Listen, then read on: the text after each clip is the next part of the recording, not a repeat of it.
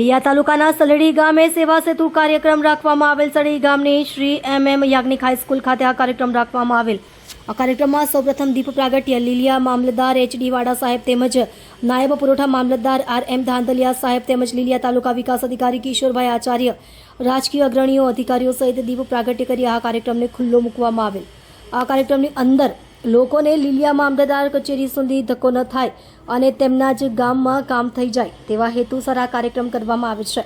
આ કાર્યક્રમની અંદર અલગ અલગ ટેબલો દ્વારા અરજદારોના કામનું નિવારણ કરવામાં આવે છે, જેમાં સમાજ સુરક્ષા શાખા, સમાજ કલ્યાણ, પોલીસ ડિપાર્ટમેન્ટ, જનસેવા, ફોરેસ્ટ વિભાગ, પિટિશન, આંગણવાડી, આધાર કાર્ડ, વસૂલાત, ખેતીવાડી, PGVCL, આરોગ્ય વિભાગ, SBI, આમ તમામ ડિપાર્ટમેન્ટોના ટેબલો આ સેવા સેતુ કાર્યક્રમમાં ઉપસ્થિત હોય છે. ત્યારે આ કાર્યક્રમનો ગામના લોકોએ મોટી સંખ્યામાં લાભ લીધેલ.